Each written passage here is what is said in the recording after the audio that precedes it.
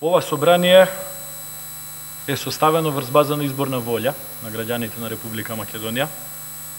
При составување на ова собрание, ниту една политичка партија и ниту еден пратеник кој што е дел од ова собрание не даде ветување за промена на Уставот во насока на промена на уставното име на Републиката.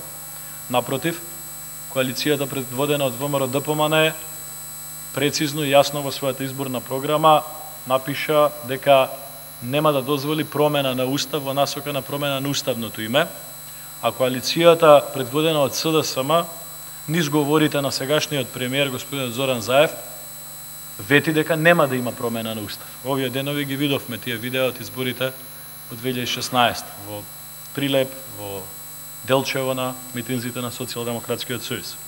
Што значи нема изборен легитимитет собранието да влезе во оваа процедура.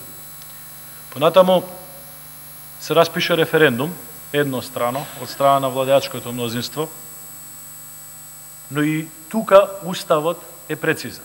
Членот 73 од Уставот на Република Македонија, ставот 2 вели одлуката на референдумот е усвоена ако за неа гласало мнозинство од избирачите кои гласале, доколку гласале повеќе од половина од вкупниот број избирачи. За промена на Устав, почитувани колеги, не постои консултативен референдум. Заради тоа што промена на правен акт може да се менува само во процедура предвидена во еднакво висок акт, а не во понизок акт. Ставот 4 од членот 73 вели дека одлуката донесена на референдум е задолжителна.